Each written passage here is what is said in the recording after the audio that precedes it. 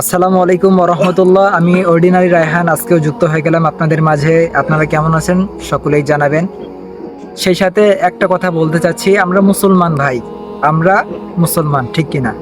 আমরা মুসলমান। আমাদের কাজ কি?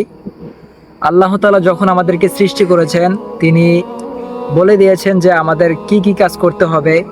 পবিত্র মহাগ্রন্থ আল কোরআনে কারিমে প্রায় 500 আয়াত, কত আয়াত?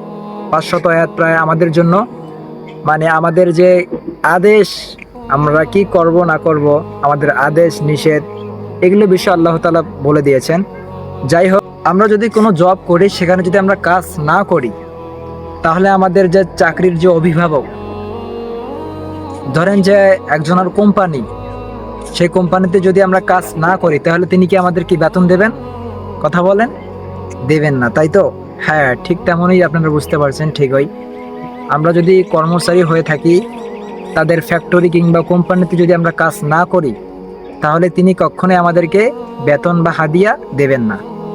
হ্যাঁ, এটাই ঠিক, এটাই তো উচিত।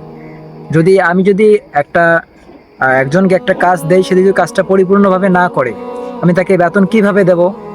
কোন দিকটা দেখে তার আমি বেতন দেব, আপনারাই বলেন।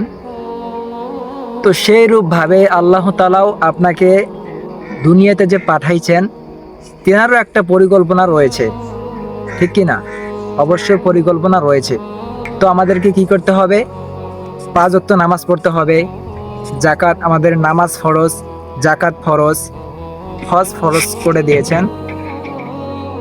যাকাত, এমন কয়েকটি বিষয় আমাদেরকে ফরজ করে দিয়েছেন। বাকিগুলো ওয়াজিব আছে, সুন্নাহ আছে, নফল আছে।